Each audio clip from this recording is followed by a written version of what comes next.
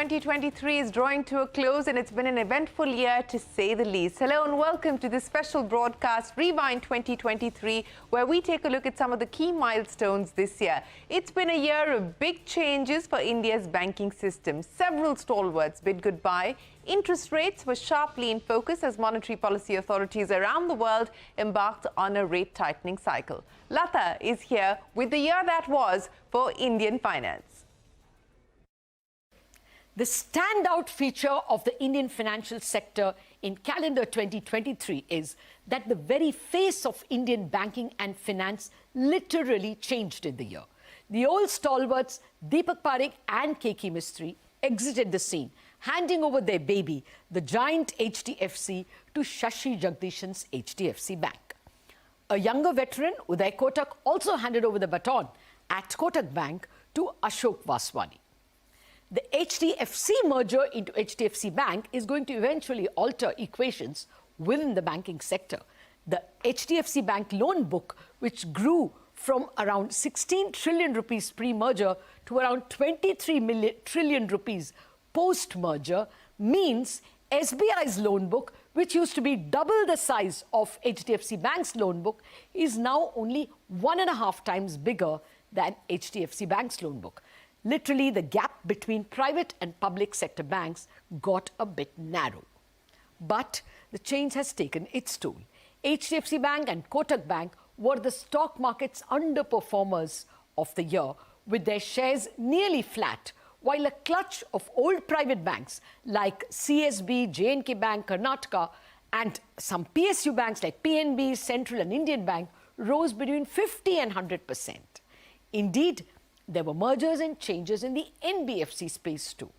The year saw the rise of a consolidated Shriram Group, merging Shriram City Union and Shriram Transport, while Jio Financial emerged on the bourses as a separate listed entity as a Reliance Group NBFC. Its consolidated net worth of 1.14 trillion rupees is likely to make Jio Financial have a seminal impact on the NBFC space, but that may be the theme of 2024. Coming to P&L performance of banks, it was a solid year for banking performance. The banking sector's profit grew by a solid 26% in FY23 to 2.28 trillion rupees, while in the first half of FY24, it did even better, growing its profit by 50% over the previous first half. Public sector banks did the best because of probably their weak base. PSU Bank's profit rose by 62% in full year FY23 and by 66% in the first half of FY24 over the previous first half. Bad loans, they continued to decline rapidly from 5.8% of total assets in FY22 to 3.96% as of March 23 to 3.33% as of September 2023. Likewise, net NPAs have also fallen from 1.7% to 0.97% as of March 23 to 0.78% as of September 2023. Banks continue to improve their margins. Net interest margins, or NIMs as we call them, rose from 2.92% in FY22 to 3.16% FY23, but after rising even further to 3.26% in Q1 of the current year, NIMs fell a bit to 3.21% in the second quarter. The story of falling net interest margins is the consequence of the Reserve Bank's interest rate and liquidity policy this year. The central bank, after raising rates in every single policy from April 22 to April 2023, unexpectedly stopped the hiking cycle, again proving to be ahead of the Fed, which stopped its hikes in July 2023.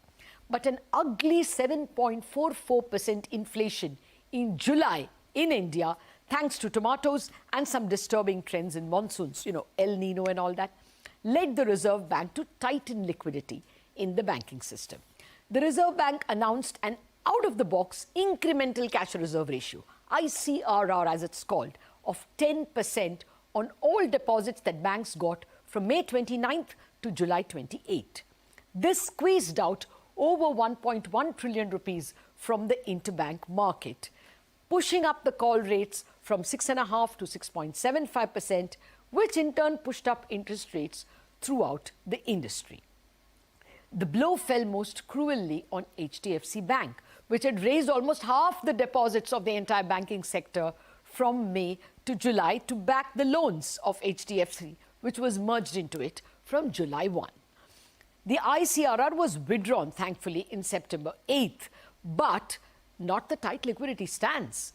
Many suspected that the Reserve Bank was seeking to keep Indian short-term rates higher than the US yields, where the 10-year had shot up to 5% in October, triggering fears of a run on emerging market currencies.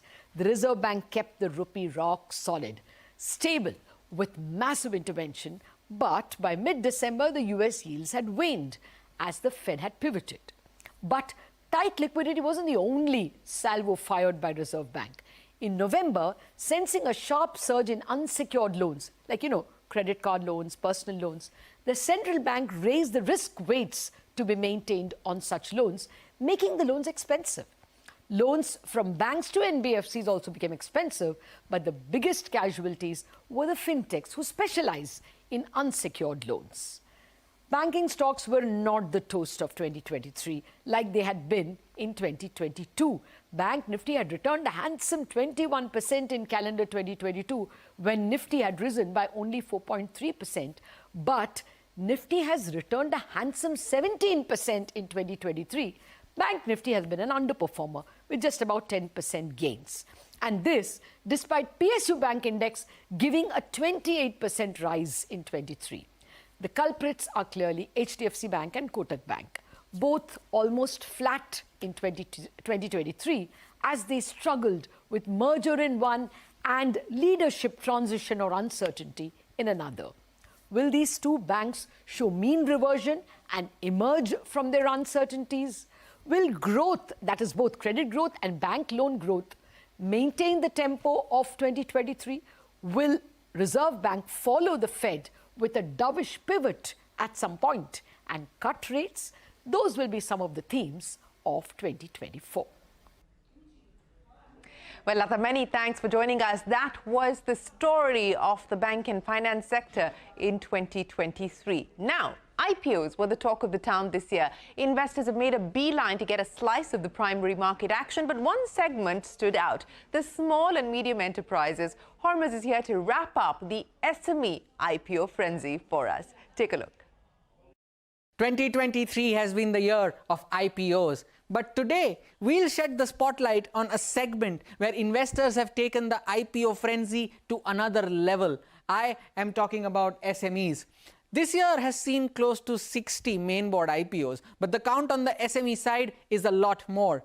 So far, we have had 164 completed and listed SME IPOs, a number that is 50% higher than 2022 and 3x of what we saw in 2021.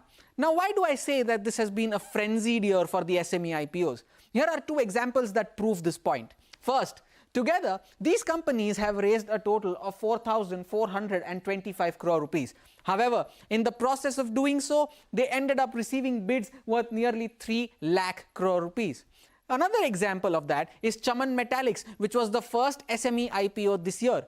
It planned to raise 24 crore rupees. Instead, it ended up getting bids for almost 5,000 crore rupees. Now that is proper frenzy. Now why is that number significant? Because the amount of bids received by one Chaman Metallics is more than the combined sum raised by all of these 164 IPOs so far.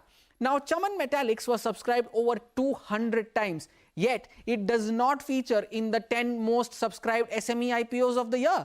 That list includes companies like Kaha Packaging, which was subscribed 730 times, Net Avenue Technologies, which was subscribed over 500 times, and then there was Srivari Spices Foods and Madhusudan Masala, which saw subscription of over 400 times. Of course, one needs to keep in mind here that the IPO sizes are significantly smaller compared to main board issues, and hence the number will appear to be shooting through the roof. But that also does not mean that there is no demand. There is plenty of it. Take a look at this. Accent Microcell was a 78 crore IPO and it ended up getting bids for 19,000 crore rupees. Same is the case for stocks like Srivari Spices. A 9 crore IPO gets bids for nearly 3,000 crore rupees. Now, we spoke to you earlier about these insane subscription figures, but do they translate into strong listing gains?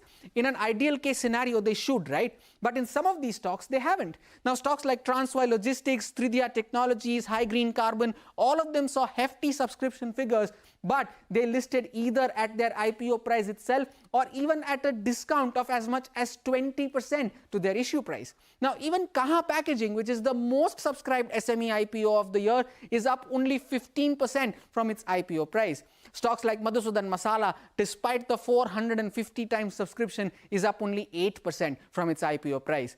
This frenzy, FOMO, whatever you'd like to call it, has resulted in the overall market capitalization of SME listed stocks to cross the 1 lakh crore rupee mark this year.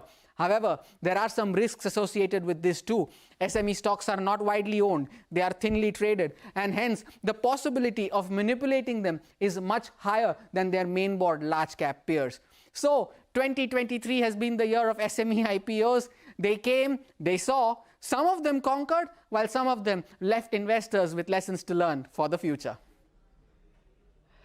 Hormuz, many thanks for joining us. Well, 2023 clearly FOMO as far as the SME IPO space was concerned, but not quite for M&A. In fact, 2023 was a year of muted M&A activity, but there was a flurry of block deals with private equity and venture capital exits and promoters paring stake in many cases. Nisha standing by to wrap up the big block deals this year.